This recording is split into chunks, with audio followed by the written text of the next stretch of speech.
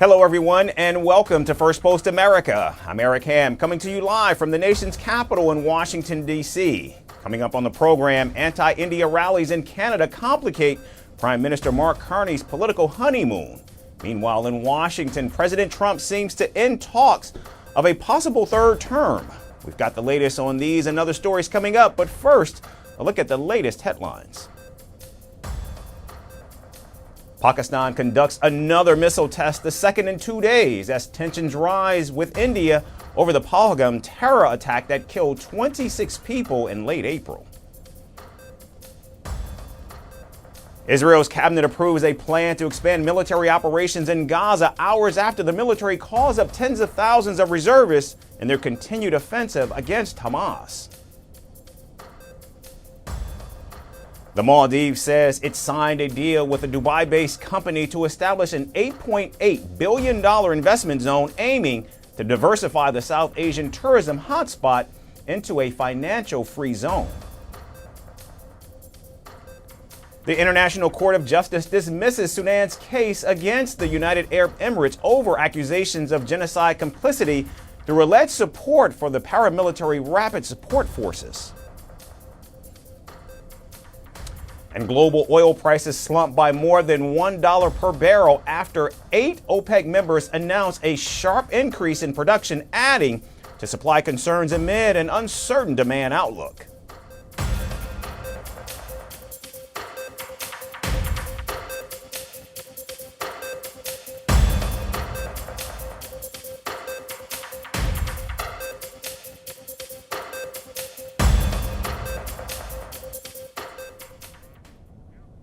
We begin in Canada, where pro-Khalistani extremists carried out a major anti-India and anti-Hindu parade in Toronto recently.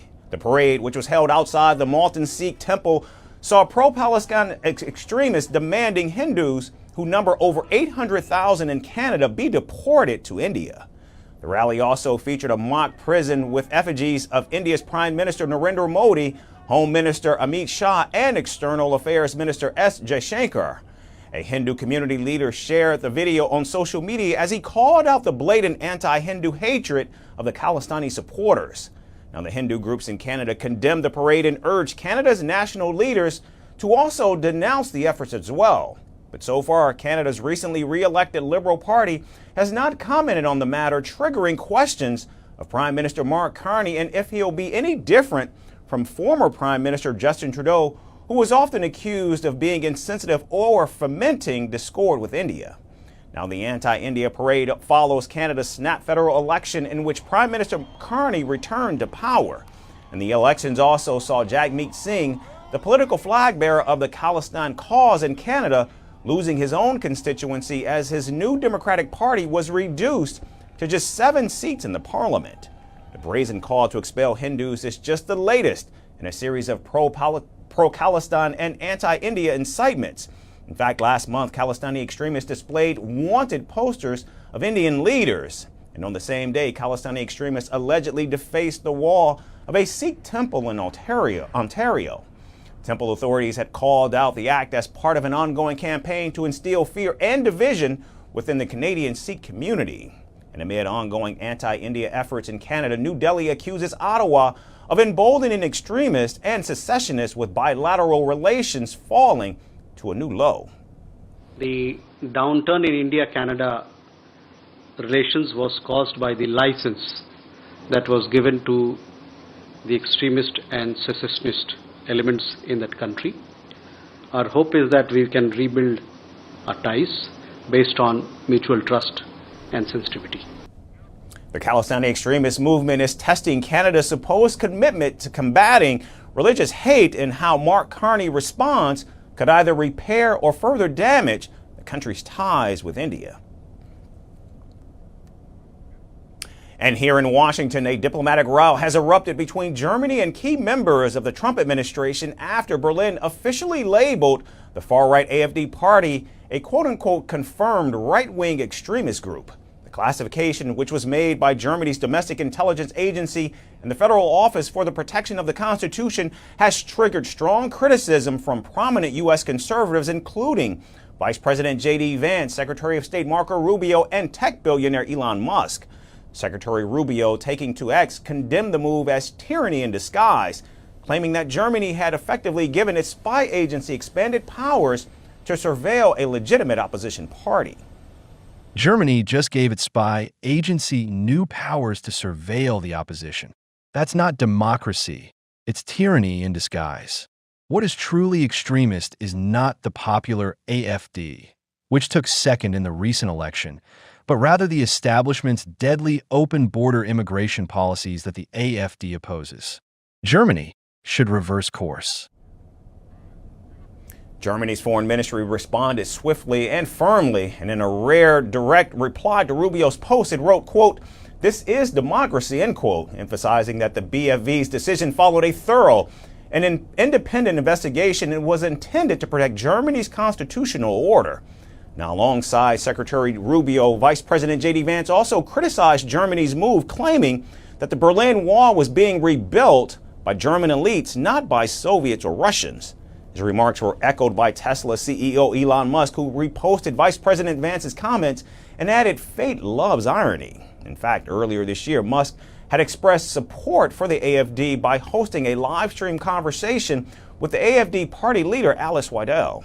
Now, even though the BFV's reclassification of the AfD represents a significant escalation, the agency had already labeled the party a suspected threat in certain eastern states.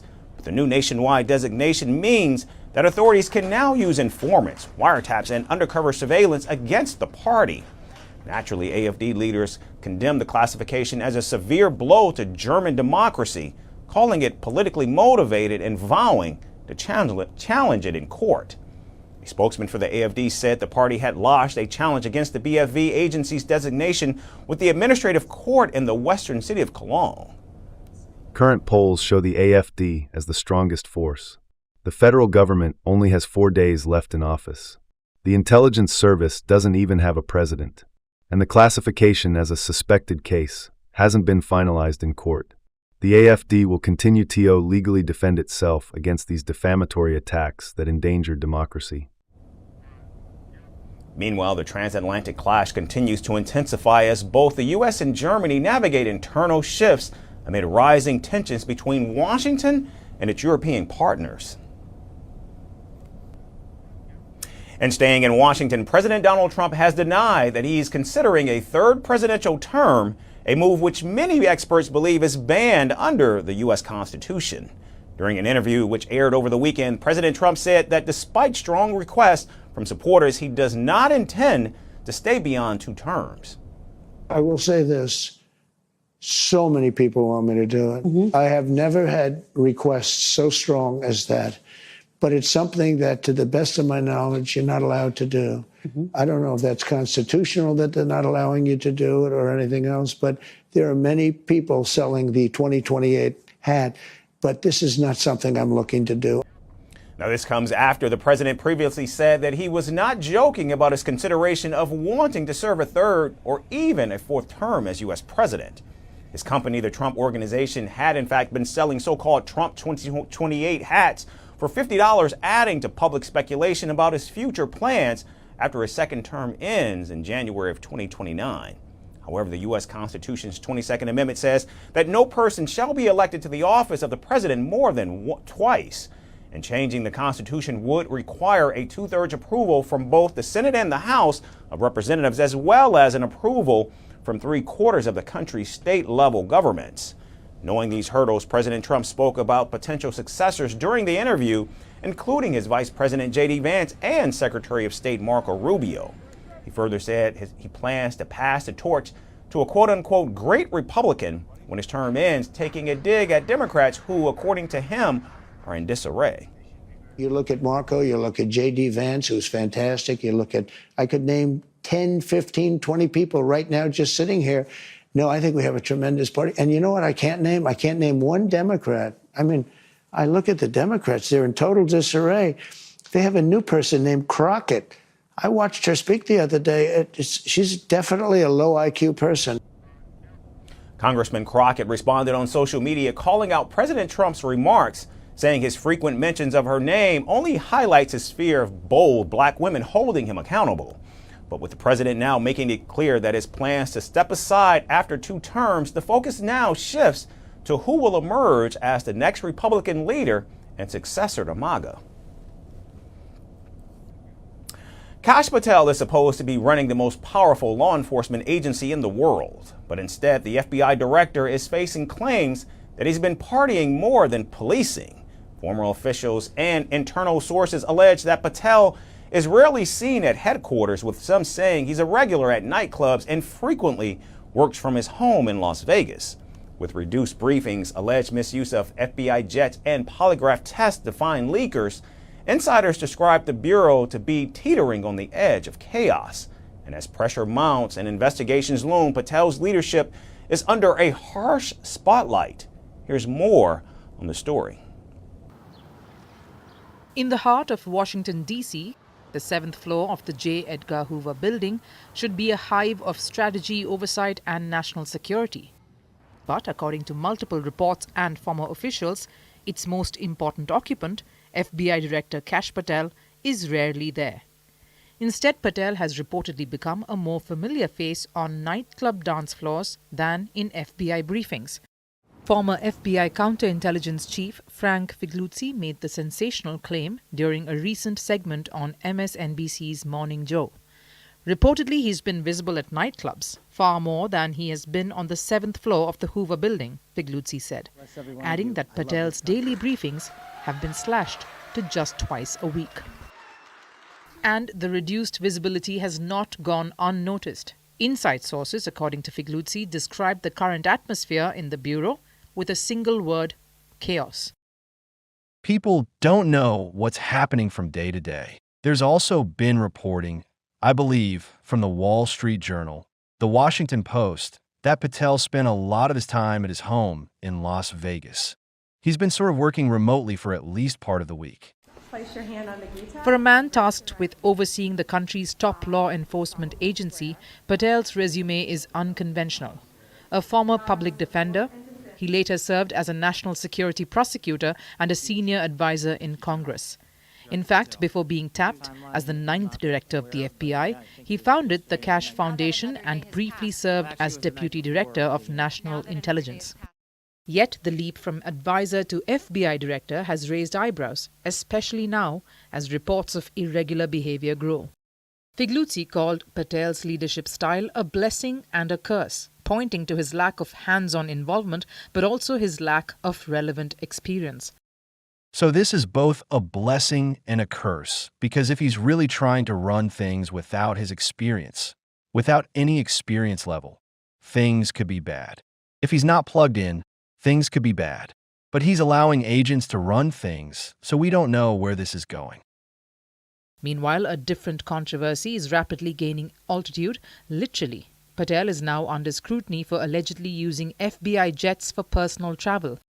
CBS News reports that Senate Democrats are pushing for a formal investigation. And the U.S. Government Accountability Office may soon probe how much these trips cost, their purpose, and whether Patel reimbursed the agency. But the turbulence doesn't end there. In a move that rattled the Bureau's rank and file, Patel reportedly ordered polygraph tests on FBI employees. According to the Washington Post, these were used to identify sources of internal leaks believed to have endangered security protocols. An FBI spokesperson confirmed the seriousness of the breaches prompted the tests. More recently, Patel was also removed from his additional role as acting director of the agency regulating gun laws. The decision came amid increasing concerns over his conduct and oversight. So with mounting questions, divided loyalties inside the Bureau, and a jet trail of controversy behind him, Patel remains an elusive figure. And as the lights flicker on at the Hoover building each morning, one mystery continues to echo through the halls. Is the director in charge or just out of town? And we end today's show with palace intrigue from the British royal family. Prince Harry now says he's ready to forgive, but is the royal family ready to forget? In a deeply personal interview, the Duke of Sussex has revealed he wants to reconcile with his father, King Charles, but says silence and a bitter security dispute are standing in the way. From courtroom defeats to personal heartbreak, Here's the latest on the royal rift.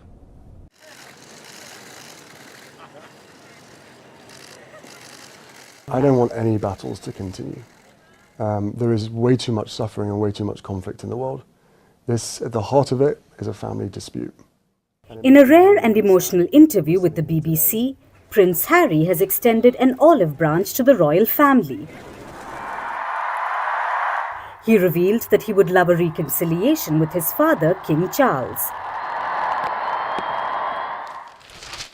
In the interview, the Duke of Sussex confessed that the king won't speak with him because of the quote-unquote security stuff. Prince Harry acknowledged years of disagreements with some members of the royal family. He said he had forgiven them and now hopes to rebuild bridges. But, you know, there is. I would love reconciliation with my family. There's no point in continuing to fight anymore. As I said, life is precious. I don't know how much longer my father has. He won't speak to me because of this security stuff. But it would be nice to reconcile. At the center of this frosty standoff is a long-running dispute over Prince Harry's security in the United Kingdom. In 2020, after stepping down as a senior working royal, Harry lost his automatic entitlement to police protection, a move he spent years challenging in court. Last week, Prince Harry lost his latest legal appeal. A UK court ruled that although his arguments about the threats he faces were powerful, they did not qualify as a legal grievance. It was the latest blow in what Harry described as a good old-fashioned establishment stitch-up. He claimed the royal household had interfered in the decision, and he was stunned to learn a palace representative on the Protection of Royalty and Public Figures Committee stripped him of his protections. "My jaw hit the floor," he said, accusing the body of being more influenced by royal politics than legal standards. Beyond the legal loss, Harry expressed anger and sorrow that the decision has left him and his family in a precarious position. The lack of security has, according to the prince, made it unsafe for him to return to the United Kingdom.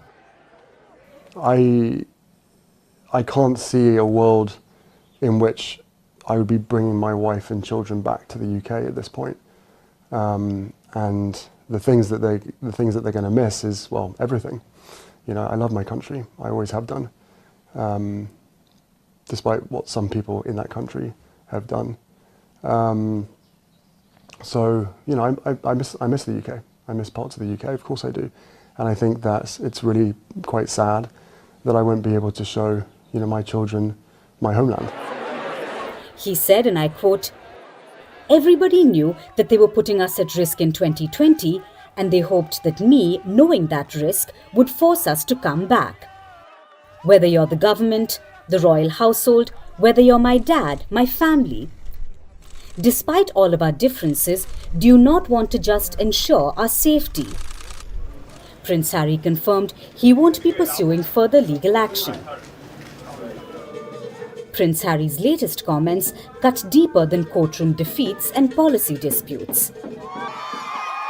While some see it as a man mourning not just the loss of royal privilege, but also the erosion of his familial bonds, the others see it as the consequence of a conscious decision to step away from the royal life, leaving Prince Harry to navigate the brutal fallout with his family.